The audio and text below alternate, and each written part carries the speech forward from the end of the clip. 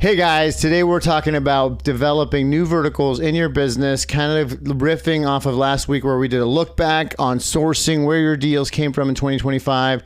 Great time of year to look at where can we get new sources of business, what new verticals, pillars, silos, whatever you want to call them, can we develop for 2026? Well, like we talked about last week too, sometimes it's not always necessarily adding things. Sometimes we got to look at like what lead sources weren't working and what can we get rid of.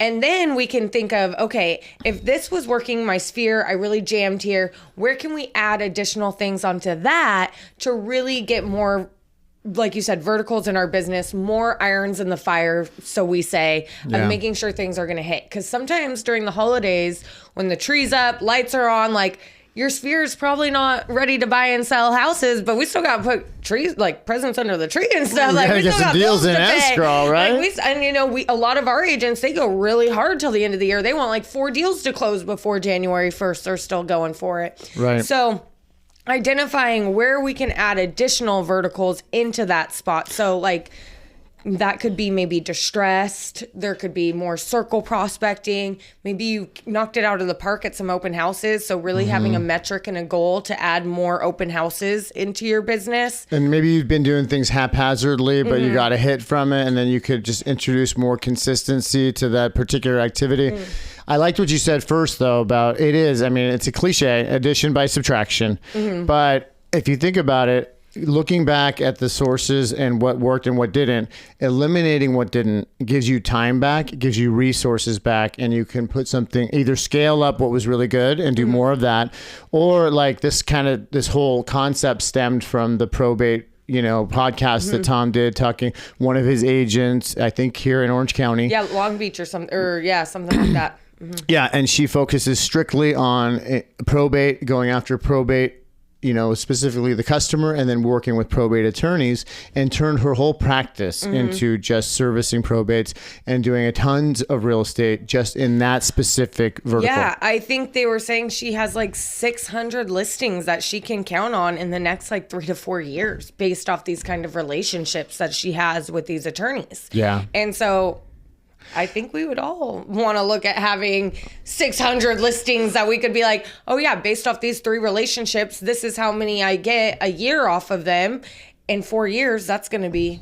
And think about like you said, time and money too. Think about how much leverage you have when we have to manage 300 sphere of influence relationships to get 30 deals. To get 30 deals, but managing 3 relationships to get 30 deals. A lot easier, I would think, talking about leverage, time, money, resources, those kinds of things. Well, and I like it because it at least gets the wheels turning. And Haley and Katie and I sit around. How can we get our agents to do more things that are going to move the needle and generate more revenue faster and with less friction, right? So this is something at least to get the wheels turning on what fiduciaries do I know? What bankruptcy attorneys, divorce attorneys, probate attorneys am I already connected with? Professional trustees, like professional trustees that are very much involved in the process and do the decision making.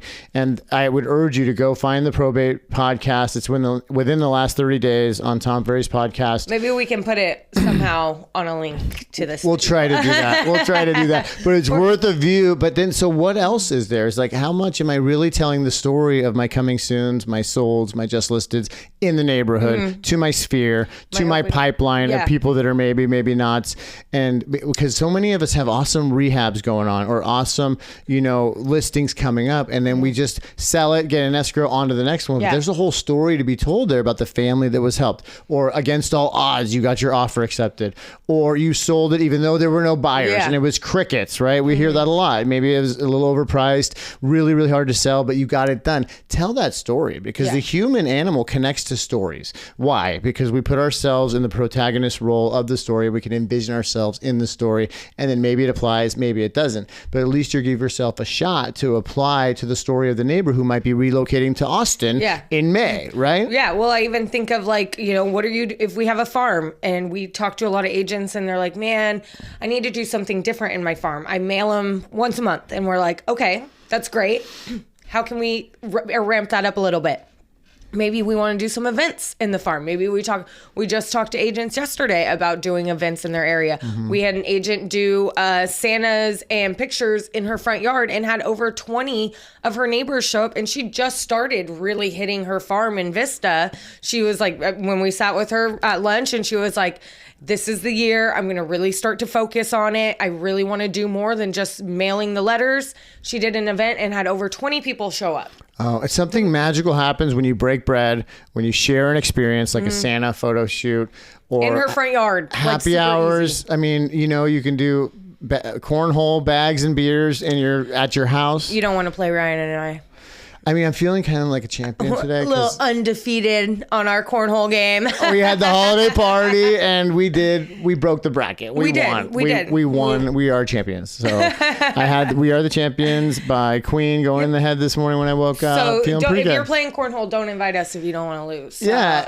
And some of them kept the party going to this morning maybe. Well, we don't need to talk about that. But back to verticals in business. Verticals in your business. So so we did a look back. Okay, where did I get my deals from? You're going to find patterns. You're going to find what you're good at. You're going to find what lights you up, most importantly, because if you're passionate about it, and look, there's work involved, and we don't like all the phone work and all the footwork all the time, but if you can find an aspect of it that lights you up and you can get pumped about, then part of you likes it. If you like it, you will likely do it, right? So find the part of it that lights you up and then say, okay, now how can I either bolt on to this thing I'm good at and do something added to it that was going to add more business, or what else is there that's going to lead and funnel more opportunities, like attorneys who are constantly running into people with life changes going on. Major life is life-in for these people. And they have a whole stable of clients that are likely going to need a housing professional. Right. Because along with these life changes come housing changes.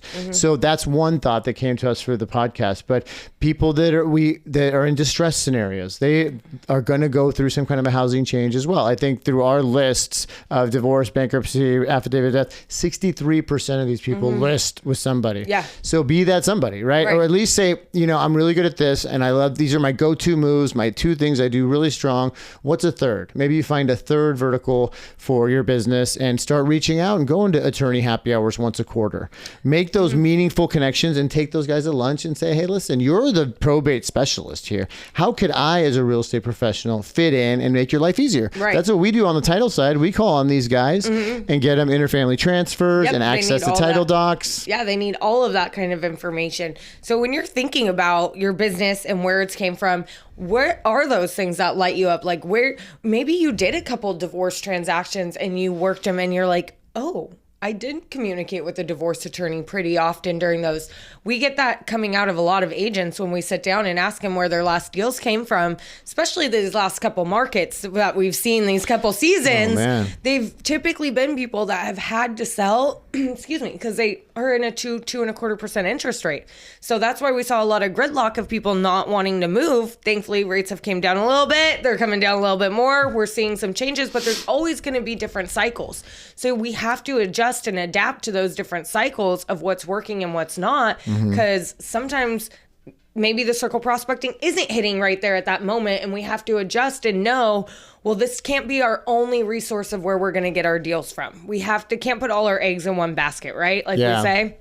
And that's why we talk to a lot of these agents where they want these leads and they're like, well, we want Zillow and we need to, and it's like, those are great. It's a great source of business, but then they're handing you the fish. They're taking 40, 50%, huge cuts of it. You're doing all the work of it.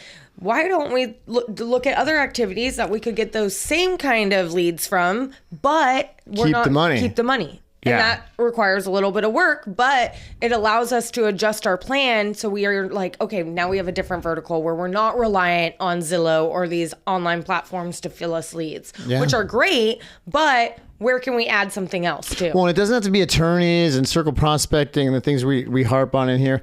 Maybe you do first-time seller events and you do one a month and you invite people to your clubhouse and say, hey, if you're a first-time buyer and you're looking at being a first-time seller, let me show you what that looks like. Let me show you the pathway and shine a big bright light on what it looks like to sell your house for the first time. And out of some of those, if you show up to a first-time seller seminar, you're probably you're a homeowner. Right. You're a homeowner for sure, probably. Exactly. So that's a thought. Maybe it's some other kind of event. Maybe it's, pet pictures in the park, for Easter, then again for the holidays. Maybe it's just a consistent happy hour that you do at the local watering hole, and you invite the neighborhood down to have a couple drinks. Well, and you just said something, consistency. We want to give everything. We talk about this all the time. When we try something new, we got to give it 4 seasons. We can't do it once and say that didn't work. We're done.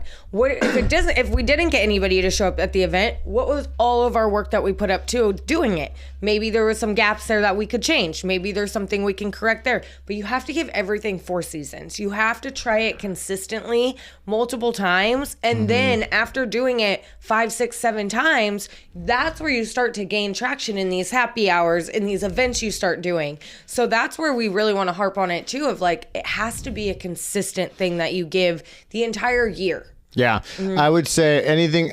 We really like events because with AI and social, everybody can post, everybody can video, everybody can do fake videos with HeyGen and other AI features out there, but nobody can replace you in person, face to face, interacting with other humans, right? There's no substitute for that. So events are fantastic for that. But people are slow to learn about events. It's like, why do I go to the same haircut guy? Because it's the same treatment, same conversation, same place. It's the same. I know what to expect, and the human animal loves familiarity. So it's not the first one because that's a flash in the pan. The second one is like a coincidence. The third one is a pattern. The fourth, fifth, sixth, now they're getting comfortable and acclimated to the fact that, oh, this isn't stopping. Exactly. This is something that's going to be, and you get so much more consistent attendees and people that realize that it's a staple that you're putting in. That's why consistency is so key. And that familiarity with your event starts kicking in, right? And then people are like, oh, they're actually doing this. We're gonna. I've been wanting to go to that. I've been wanting to go. Now I'm gonna show up. So if you have that, if you're in that position in your business and you're like, okay, I know I should be adding some more verticals. I know there's something there. What else should I be doing, or what can I take a look at to get rid of?